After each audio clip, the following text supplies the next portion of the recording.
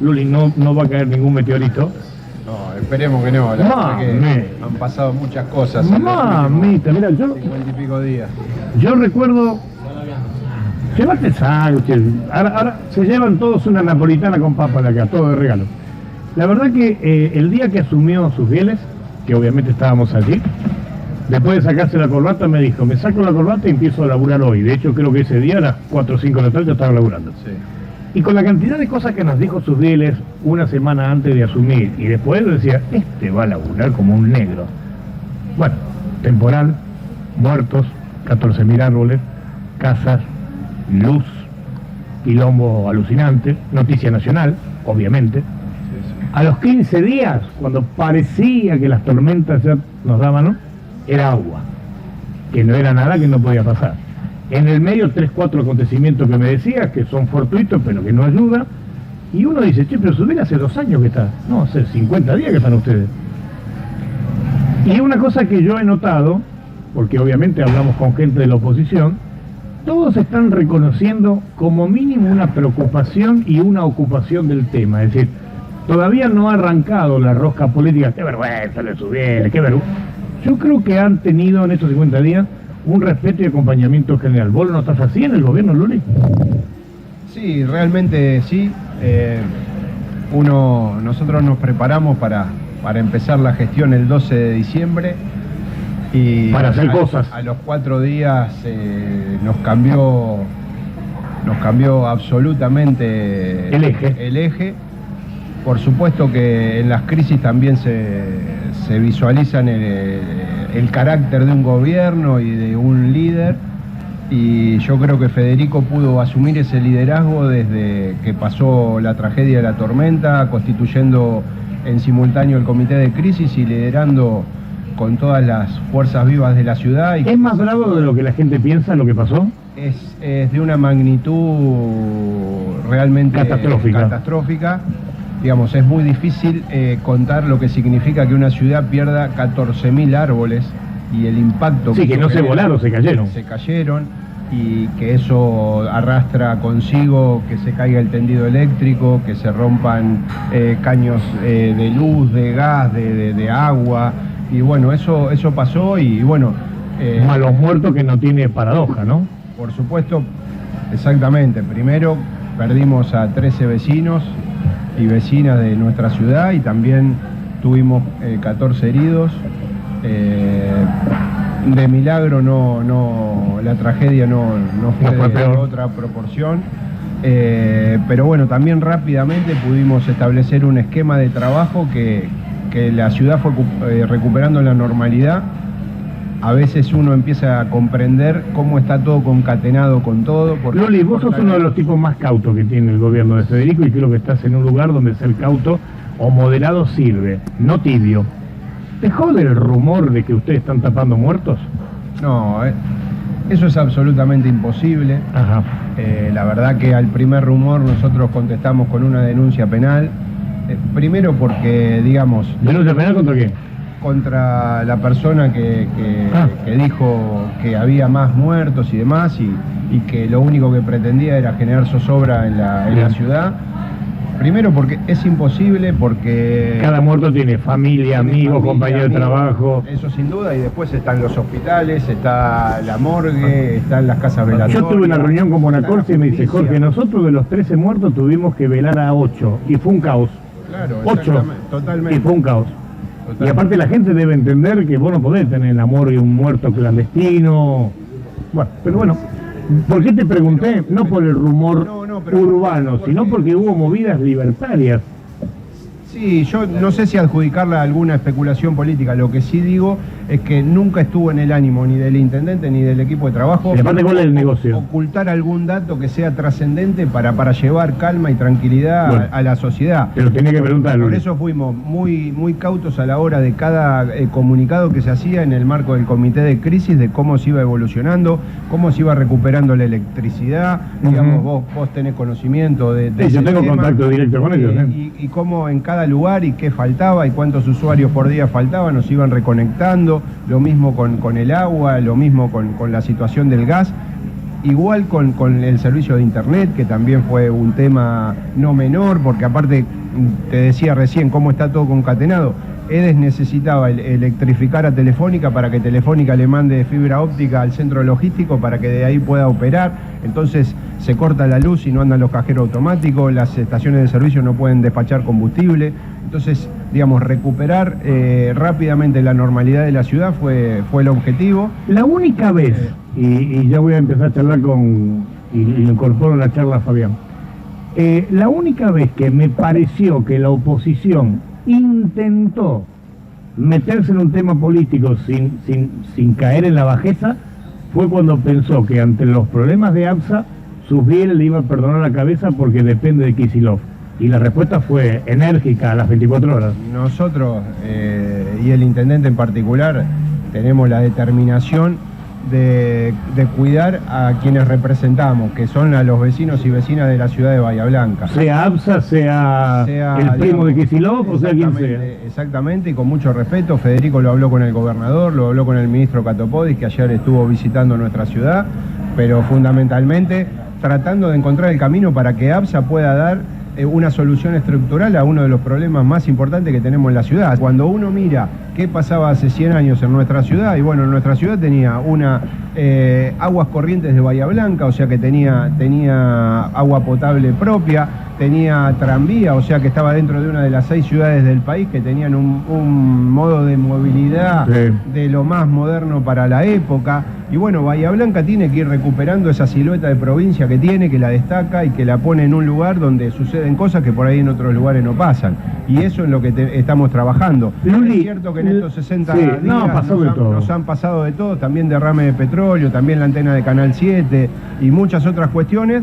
Pero bueno, nosotros vamos a dejar el corazón, el alma y la vida por poder sacar adelante a la ciudad. La municipalización del servicio de agua, ¿es una utopía, es un deseo, lo tienen escrito en un borrador, es una locura? Cantámela justa con eso. No, nosotros empezamos a hacer historia buscando cuáles eran los antecedentes y mirando también el caso de Mar del Plata, que tiene una empresa propia para el suministro de agua y saneamiento urbano. Lo mismo pasa en Tres Arroyos, en algunos municipios más chicos que tienen cooperativas donde vinculan los servicios esenciales. Es posible. Lo que nosotros primero queremos, antes que nada, es que ABSA pueda estar a la altura de lo que Bahía necesita, que es Bahía Blanca junto a La Plata son los dos grandes financiadores de ABSA.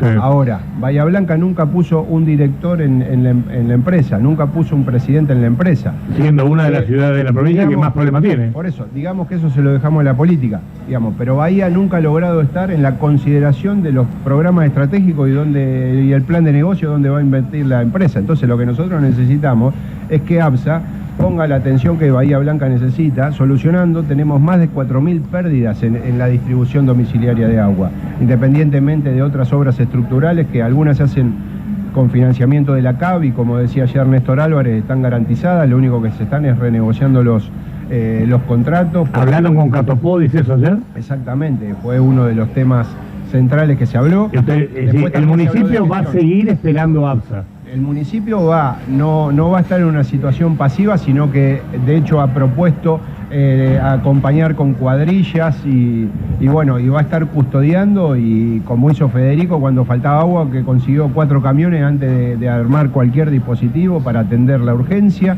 Digamos, el municipio va a estar activamente acompañando y colaborando en todo lo que ABSA necesite. Lo que necesitamos es que ABSA le dé la importancia a Bahía Blanca que Bahía tiene. ¿Qué puede pasar si se da lo de Milei, que Bahía Blanca, como todas las ciudades del interior, no van a tener más subsidios para el transporte? Buen día. Buen día, ¿cómo estás?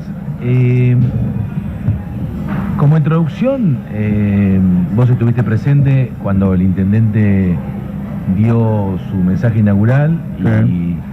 Y él claramente... Se va a hacer cargo de todo. No, nada, lo manifestó y habló de la encomienda que se le dio a la UTN para hacer un convenio o un nuevo proyecto de movilidad urbana. El transporte público está dentro de ese proyecto de movilidad urbana. Nosotros apuntamos a que, previo al vencimiento de las licitaciones actuales, trabajar para coordinar y mejorar un servicio de transporte público más eficiente, que tenga mejores frecuencias, que tenga una mejor llegada a los distintos barrios de la ciudad, que se pueda pensar en un sistema de transporte para toda la población, sino no solo para un sector, pero también en el contexto de crisis que viene viviendo el transporte desde hace unos cuantos años. Es decir, fíjate vos que el intendente asume con un estudio de costo pendiente en el Consejo Deliberante,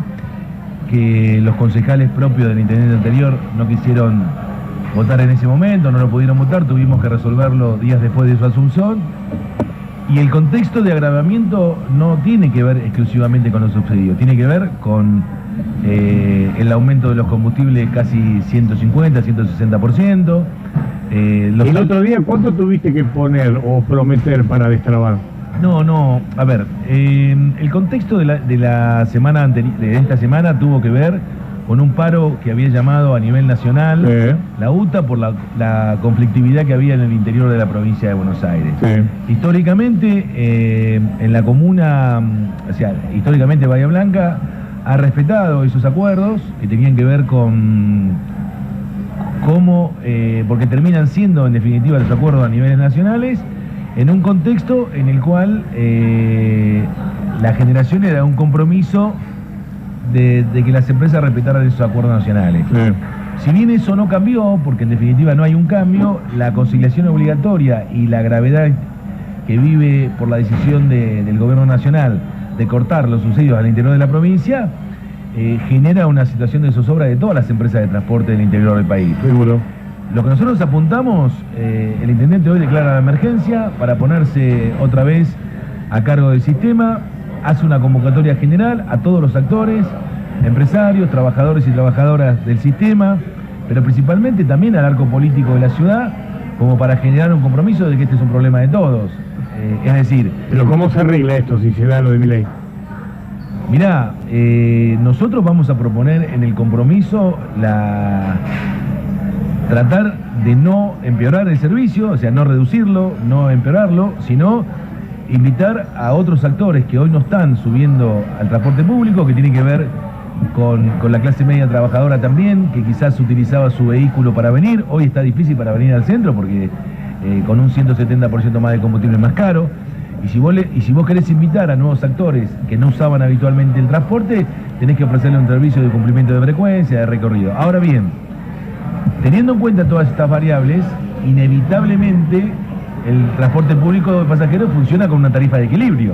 Sí. Es decir, porque el sistema de transporte público de pasajeros lo llevan adelante empresas privadas, pero no son los dueños del valor de su propio servicio, porque la tarifa la fija el Estado municipal. Es pseudo público, ¿sí? Bueno, entonces, si vos no lográs esa tarifa de equilibrio, es muy difícil que puedas sostener cumplimiento de frecuencia, unidades, recorridos, etc. Ahora bien, también es cierto que si vos volcás toda esa tarifa al usuario, te vas a encontrar que la posibilidad de que el usuario que hoy lo usa no lo puede usar porque no lo puede pagar. Otra de las cuestiones que Federico ha dicho que tiene que ver con que nosotros no nos vamos a correr de los problemas. No es que estamos acá para comentar los problemas y sentir que las decisiones se resuelven en la dimensión provincial o nacional.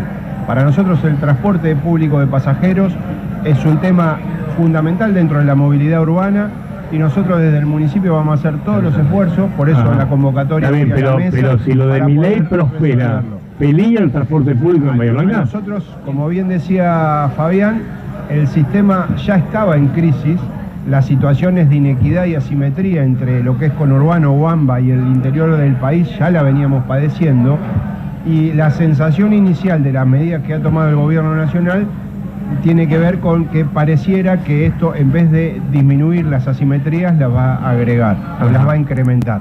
Por lo tanto, nosotros, digamos, como siempre ha dicho el intendente, no es que vamos a tomar una decisión sin escuchar al resto de los sectores, tanto políticos como sectores empresarios, gremiales, y que tienen que ver con la vida del transporte y la movilidad urbana de nuestra ciudad, y en función de eso tratar de tomar las mejores decisiones, fundamentalmente para cuidar el bolsillo de nuestras vecinas y vecinos que transitan con el transporte público. Antes de despedir a Fabián con una pregunta más, quiero cerrar contigo y después la última reflexión de Fabián. Dame, Luli, dame el argumento el argumento cotidiano de la gente que está en la calle del cambio del sistema de parquímetros? O el sistema, ya no es más parquímetros. ¿Dónde está el argumento de ese cambio? Ese es otro de los temas, digamos, que también estábamos trabajando dentro de repensar la movilidad integral. Cuando uno analiza el transporte particular, el transporte público y las ciclovías, sí, uno ve que está organizado en función de que por algunas vías pasan las tres cosas a la vez. Entonces el riesgo es absoluto. Sí, en ese sentido, el intendente firmó un convenio con la UTN para poder repensar la movilidad urbana integral. Y en este caso lo que hicimos es firmar un convenio con una de las empresas de tecnología que tiene la prestigiosa Universidad Nacional de La Plata. ¿Qué tienen ellos que no tenemos? No, está bien, vos sos de ahí. ¿Qué tienen ellos que no? ¿Vos también, Fabi? Fabián con también, razón vinieron a hablar del tema. Pero no ¿qué tiene ese sistema que no tenemos nosotros hoy? No, tiene una agilidad que el sistema no tenía, tiene por supuesto que es sensiblemente más barato que el anterior, y además la escalabilidad que tiene para poder vincularse con otras cosas que tal vez hoy no se están haciendo en la ciudad, pero que sí se están pensando dentro. ¿Le va a salir más barato a la municipalidad el servicio? Por supuesto. Ajá. Por supuesto. Fabi, la última para despedirte, y seguramente vamos a hablar de este tema porque este tema arranca ahora. Para mucha gente que te está escuchando en la radio y que usa colectivos, y que a partir de hoy dice, ay, si está 1000 mangos no puedo ir a laburar, si está 1000 mangos no puedo laburar, que es lo que miran todos los medios nacionales. ¿Qué mensaje le darías? El mensaje va a ser del compromiso de no esquivar la problemática que tenemos. Ajá.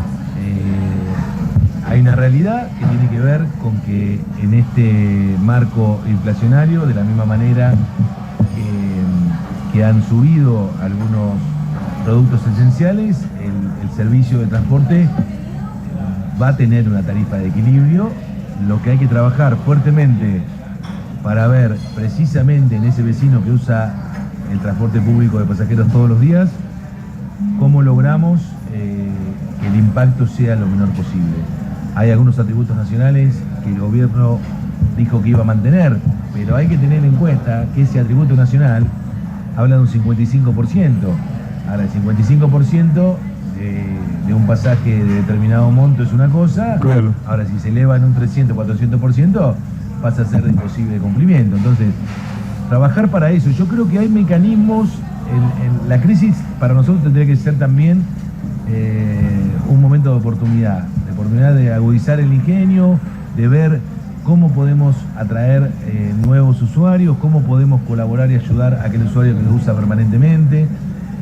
Y bueno, con las limitaciones que implica un presupuesto municipal que no tiene que no es para esto, nacional. No es para esto. Lo que pasa es que también nosotros pedimos desde este pequeño lugar que tenemos que el gobierno nacional entienda que todos los subsidios que se vinieron otorgando y que se tienen que otorgar tienen que ver con darle beneficio a muchos vecinos del país, Argentina, que en definitiva han elegido y han revisitado su propio gobierno, en donde entendieron que por lo que iba el ajuste no iba a ser para ellos, sino que iba a ser para otros sectores que así lo habían dicho. Nosotros no tratamos de no entrar en consideraciones políticas, pero claramente la quita de subsidios perjudica al usuario y principalmente perjudica al usuario que usa todos los días y que necesita el transporte para poder ir a trabajar, y que en el impacto inflacionario en general, si le agregamos otro impacto, probablemente no lo pueda usar más. Entonces hay que trabajar para que eso sea. Y ahí se te cae la empresa también. Por supuesto que sí. Por eso digo que también es cierto que la tarifa de equilibrio per se, si a vos se te baja la gente de los colectivos, sigue subiendo la tarifa, porque el índice por pasajero kilómetro que tanto se ha escuchado todos estos años, el famoso IPK, tiene que ver con los costos, pero también tiene que ver con la cantidad de pasajeros. Fabi, gracias por venir. El gobierno que Federico anunció el día del 12 de diciembre, sí. Y puso 15 acciones prioritarias. Bueno, ya hemos cumplido con las 15 acciones, digamos, ya muchas de las cosas que Federico planteó como gestión no hemos dejado de hacerla porque estábamos en una situación de crisis, sino que en simultáneo hemos ido trabajando, tratando de poner a la administración municipal de pie, tratando de incorporar a los empleados, a las empleadas. Nosotros sabemos que el acervo y la memoria institucional está en ellos, y bueno, vinimos al municipio como compañeros de laburo a trabajar para poder dar mejores prestaciones, que es lo que la gente espera de nosotros. La última, ¿cuánto mandó Milei después de la visita de médico que tuvo al otro día del temporal? Para nosotros que venga el presidente de la Nación cuando Bahía está padeciendo una tragedia es muy importante. Seguro. Vino con 6 ministros. Sí. Pero bueno, la traducción económica fue ¿Cuánta cero. guita mandó el gobierno nacional después que vino Milei como Rambo acá? Al momento no mandó recursos, pero tampoco desconocemos que estuvieron trabajando acá las Fuerzas Armadas, Gendarmería y Ajá. demás, que bueno, que dependen del gobierno nacional y que estuvieron acá y Está bien, fueron pero la importantes fiesta de en- 15 se paga pagando la torta, el pollo, el billoque. Sin duda, en cuanto a recursos, no han llegado a la ciudad Bueno. recursos del gobierno nacional. Gracias por venir. No, al contrario.